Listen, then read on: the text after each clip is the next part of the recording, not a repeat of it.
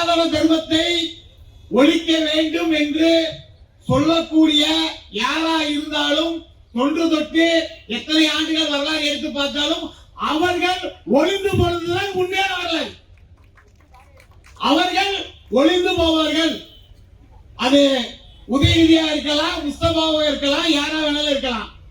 ஆனால் தமிழகத்தில மத ரீதியான மோதல்களை உருவாக்குற வகையில நான் ஒரு கிறிஸ்தவன் என்று சொல்லிக்கொண்டு எதிர்கட்சி தலைவர் உதயநிதி ஸ்டாலின் அவர்கள் சட்டசபையிலேயே சனாதன தர்மத்தை ஒழிக்க வேண்டும், இந்து மதத்தை ஒழிக்க வேண்டும் என்று பேசியிருப்பது கடுமையான கண்டனத்துக்குரியது.